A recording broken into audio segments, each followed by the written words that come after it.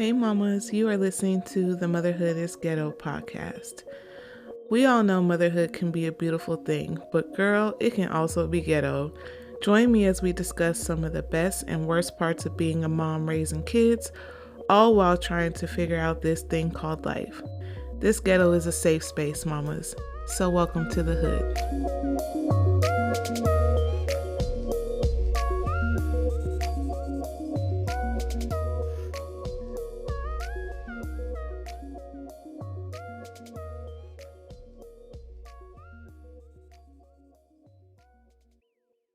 Hey, mamas, welcome back to another episode of Motherhood is Ghetto. My name is Joy, and how y'all doing out there? If y'all doing all right, say amen. Um, Today I am recording from the comfort of my bed. Amen. I wanted to record a podcast today, but I did not feel like sitting at my desk.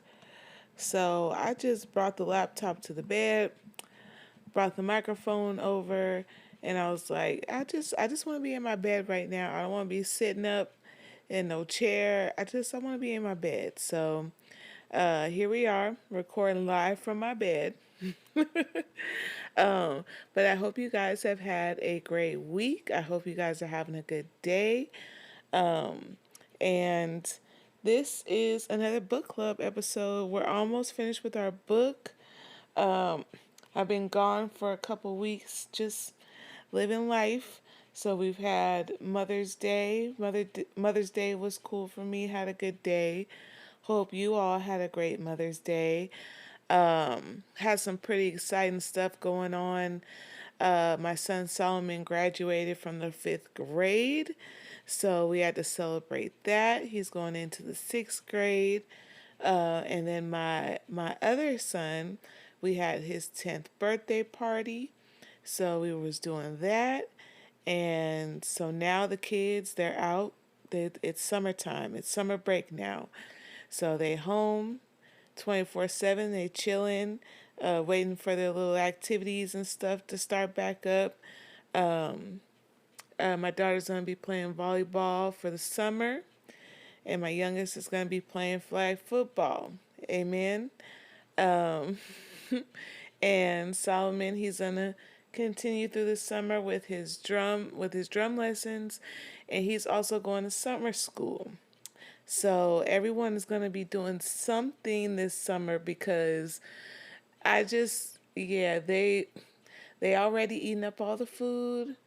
I just went grocery shopping like a week ago, and we've already had to go back to the store to go get more waters, get more juices for dinner because they drank everything up in a week just being home. And I'm like, what are y'all doing? Yeah, and I knew for this summer, like I wanted them, to be busy, like, and have something to do. I just didn't want them sitting around all summer, eating up all the food and stuff like that. So, and I'm still very much active, so I wanted us to still be active throughout the summer. So everybody's got their things that they're doing this summer instead of just laying around the house and running around with breath that smells like they haven't brushed their teeth in 4 scores and 7 years ago. Breath smelling like Abraham Lincoln. So, yeah. So I'm looking forward to this summer. Looking forward to spending time with them and all that good stuff. Also, too, looking forward to spending a little more time with me and doing some things that I like to do and re exploring some of my passions and stuff like that. I was having a conversation with my bestie, shout out to her, and I was telling her, yeah, the kids, like, they're happy right now, like, and, for the most part, I'm happy. And she was like, oh no, she was like, why are you only happy for the most part? And I was just explaining to her, I'm at a point right now where, like, I'm still on that search, like, to find that thing that like truly makes me happy and like I enjoy doing, because like all my kids like now like they found their bag, like something that they like and that they truly enjoy and that they're passionate about. And I love to see it, right? Like I love to see that for them and I love it for them. And I'm trying to find that for myself also. So of course, I love podcasting and I like doing this. I wish I could do it full time, but I know if that is meant to be, then it will be. So, but in the meantime, I enjoy doing it, at the capacity that I'm doing it now. And then, like I mentioned before, like I love music. I love creating music. So that's something that I do want to get back into, like for real, like seriously, like get back into my music. And I feel like those things would truly make me happy. Like even if it's just like on a hobby level, like I mean, I'm not trying to break any Guinness Book of World Records. I just want to be happy. But I say for the most part I'm happy because like I'm blessed. Like I don't have any immediate worries at the moment. You know, I got I got a place to live, I got food to eat. I got a job, I got a good, 9 to 5 job. So, I'm happy in that sense that, it's not I'm not in a season of struggle right now. So I'm blessed and I'm grateful for that. Uh, but like I said, like I still, I just want to unlock that thing, like that thing that just like sets my heart ablaze.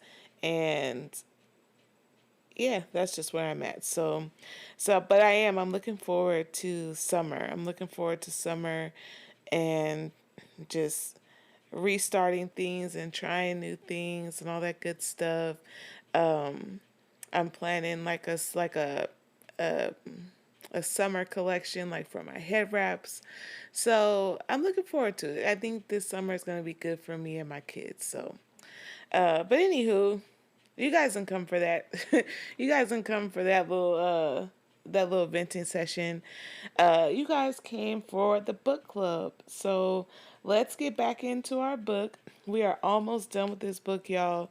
If you don't know, we have been reading The Black Girl's Guide to Financial Freedom, Build Wealth, Retire Early, and Live the Life of Your Dreams by Paris Woods. And last time we met, we left off on chapter 6. So we started chapter 6, and chapter 6 was all about earning additional income, extra income, so that way you can meet and exceed your financial goals, whatever those goals may be for you. So for chapter 6, let's go ahead and summarize it real quick. So in this chapter, we talked about the importance of earning more money in your day job. Challenge yourself to get the highest value in exchange for your time by researching and applying for better paying positions. So with this little tidbit, of course, like, we all want to make more money, and some of us don't have like the means to be able like to maybe like do side hustles or like have second or third jobs. So this is a way to challenge yourself to try to find, assess your skills and like your talents, and then research for jobs that are paying better than where you're at now. We also talked about strategies to reduce your monthly expenses. Start by focusing on your biggest expense, which tends to be housing, food, transportation, technology. Now, when I read this chapter, I did this little part like, and I still do it now. So every month I budget out my expenses versus like my income. So every month I know exactly like what things like I need to pay, like what my expenses are, and I allocate my checks to that.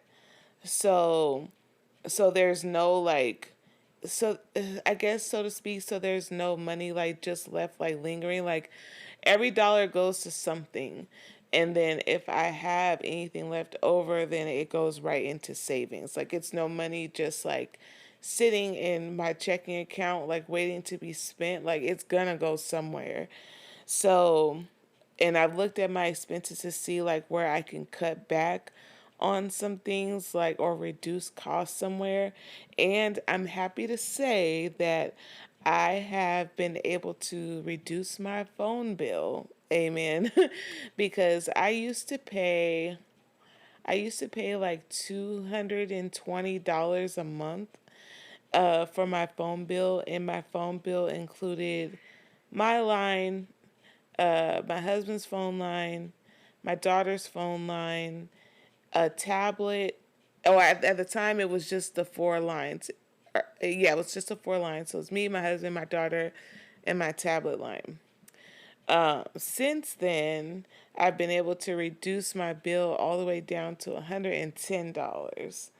So I'm super happy about that. And that extra money that I was paying, like on 200 and some dollars on the phone bill, that's extra money in my pocket that I can allocate to something else. So I was super excited about that. And then I definitely got rid of some of these subscriptions and stuff that I wasn't using, but I was paying for. So I definitely reduced that. So now all I have now is that I actually pay for as far as subscription wise is Netflix and Hulu, and I pay for I think it's a Adobe something that I use for my website to like edit my pictures and stuff like that I post on my website. I use that, and then I also have a Canva Pro subscription because I do use Canva for my web design and like doing PowerPoints and stuff like that. So those are the only things that I have for my subscription, but everything else, baby, all that, I even let go of Crunchyroll, y'all. And if you don't know, Crunchyroll is an anime streaming service subscription. And y'all know I love me some anime. And I let that go.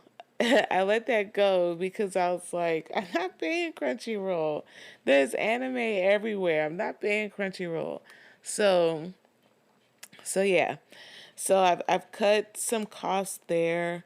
Also too, I've made a firm grocery budget for myself because I'm just tired of over. I know food is expensive, but like me myself, I was tired of overspending on food, and just buying like junk, just to like see my refrigerator and my cabinets full and stuff. Like I'm not doing that anymore. Like I'm buying food for us to last us for the month, and the way I have my budget and everything structured, it's like it's when the food runs out, like for the amount of food that I buy when it runs out, it's almost precisely approximately 1 month later, like from the time that I bought groceries. So for what I spend on groceries, that lasts us for about a month, and then I go grocery shopping again for the next month for that same amount. And that's helped me to, one, make sure I buy what we need, like just not buy junk, like I'm buying like actual food I can cook for them, they can cook for themselves. So that way they're not running around here hungry all day. And then two, it keeps me from the budget on the groceries, keeps me from having to like keep going to the store like throughout the weeks, like within the month, getting stuff here there. Well, besides the juices, but they've been here all week and they don't know what else to do but to drink everything up. But we're gonna figure out a solution for that. And then finally, we talked about budgeting as a way to control your spending and maximizing savings. Whether you use spreadsheet, cash envelope, systems, gift cards, different bank accounts, or other creative strategies, controlling your spending is key to success. And let me tell you, it definitely is. Like, do you really need that thing off Amazon, or do you just want it? And really like looking at your wants versus your needs and just cutting back on the spending. So putting this chapter into action. So putting the earn chapter into action. So this week, begin to pay attention to how much money you earn versus what you spend during the week. Are you quick to swipe a card? Meanwhile, start combing through statements to document all of your expenses.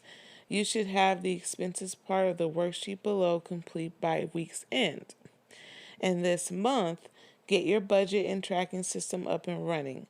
If you need to go purchase paper envelopes or set up another checking account, get that done. When you get paid next month, make sure your system is correctly set up so that money is flowing into the right accounts and you have the tools you need to control every dollar you spend.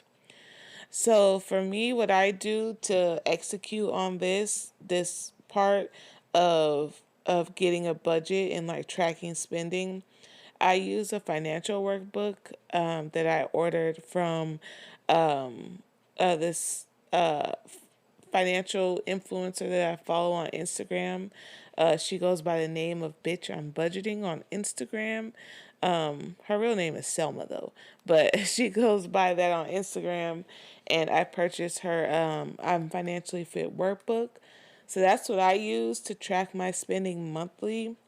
And it's also a planner too, so it has like a calendar. It has like a full calendar for each month, so you can use it as a planner as well. And I use that book daily to track my expenses, but also to track my spending. And if I spend on the littlest thing, like I put it on my spend tracker because it kind of hits different when you look at it on paper and like you're tracking it like manually versus looking at your bank account, because you can actually see like damn, I went to McDonald's 4 times this week. Like that's wild. So it's really helped me to look at my finances like at a holistic level and like look at it like okay, like this is exactly where my my financial goals or whatever are suffering because I keep spending more here, or I can shave off a little bit here. And then it also helps me too to keep track of like paydays and stuff like that. And like, okay, this check I'm gonna allocate to these bills. And then this check is gonna go towards this, and so on and so forth. So it's really helped me. So that's a strategy that I use um, to make sure that money is going to the right places, and I have money allocated for the right things and all that good stuff. So and then, like I mentioned too, also in this chapter, it talked about different ways you can make extra money. So that way, if you're trying to save for something or you're trying to pay down debt, then you can implement some of those things. Like I said, we're all not in a position to do side hustles or anything like that. So there's other ways, through your current job or finding a higher paying job.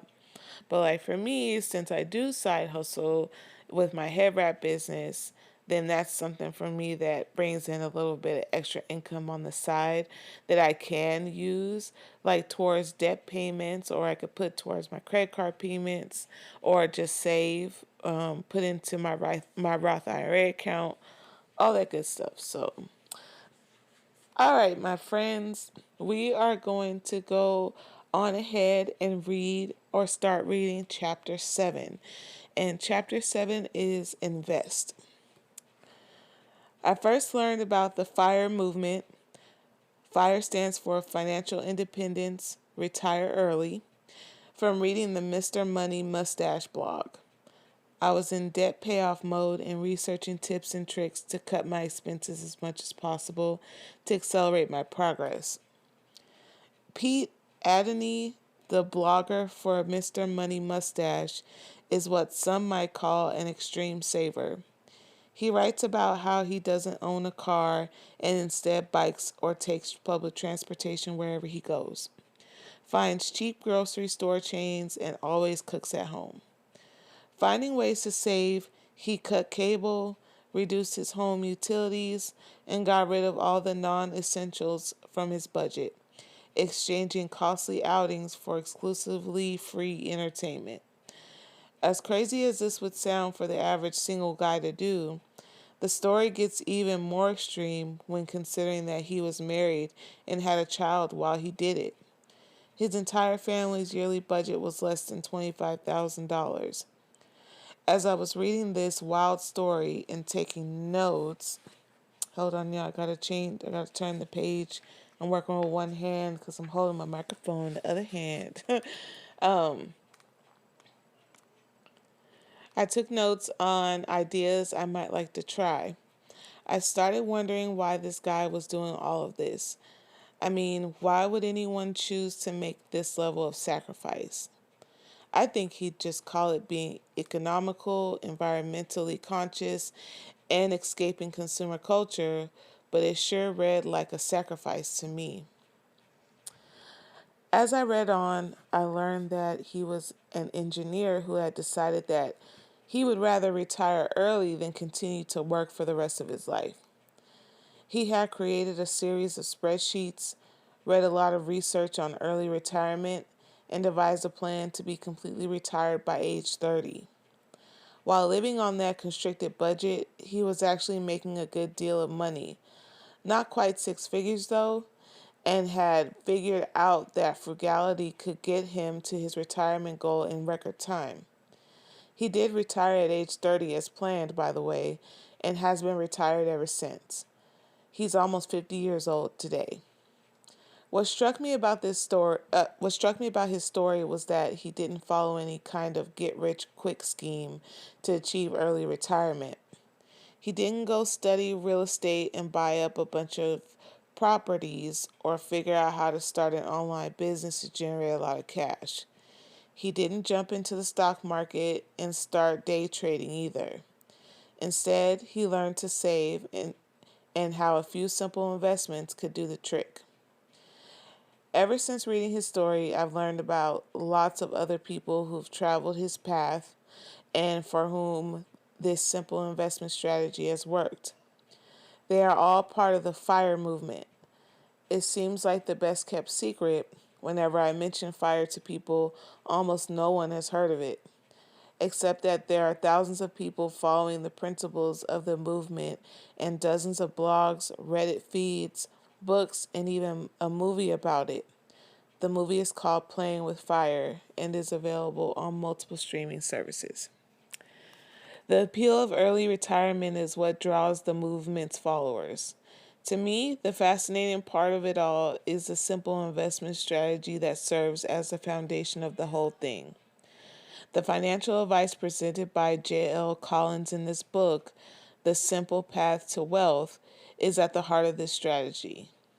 What's great about this book is that he wrote it for his young daughter for when she was grown, giving her money management advice and enabling her to be financially free. Also, having done the research and worked out the math to retire early himself, he wanted her to have the same option if that is what she wanted. The basic advice he gave her is the same advice I give you in this chapter. Simplify your investments and let the system work for you. If you never read another financial book or do anything else with your money, following the steps below will ensure that you build wealth. I will admit that reading about investing in the stock market isn't the most interesting thing in the world for most people. Even though we're going to be walking through a simple strategy, using the money you save to buy something called index funds, you still might find your eyes start to glaze over. Just remember to reread this chapter for reference when you're ready to invest. So, that, my friends, kicks off chapter 7, Invest. And we have chapter 8 after this, and then we're done with the book. So, I've already started my investment journey. I opened a Roth IRA account and I've been putting money into that IRA account. I want to say, I think I opened it in February or March, or maybe April. Maybe end of March, early April, I opened up the account. And I have been investing in index funds. Well, I've invested in two different index funds so far. And It's definitely which this chapter talks about investing in index funds. It ain't fast money. Like it's definitely that slow burn. Like it's that slow money for sure. But over time with the dividends or whatever, it ends up paying off. So it's not it the money is just meant to sit there and like keep making more money for you. It's not for you like to it's not to like for you to like run it up quick, like, and then like you cash out. Like it's money that's supposed to just sit and continue to make more money through compound interest. So yeah, this chapter talks about that and about investing in index funds and what they call the fire movement. So next episode, we will debrief on the invest chapter, and then we will wrap up this book with chapter 8.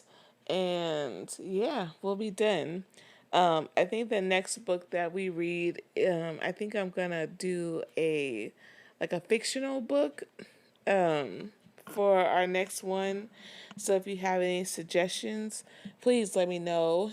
You can let me know via Instagram. If you're following me at motherhood_ghetto, you can send me a DM. You can let me know there. I'll also put a poll in the show notes so you can let me know, what book we should read next. We're going to do a fictional book next after this one. But at least with this book, I hope you found value in it. And I hope that it's helping you to at least start or continue on a journey to financial freedom. This is the very first financial like type book that I've ever had, owned, read.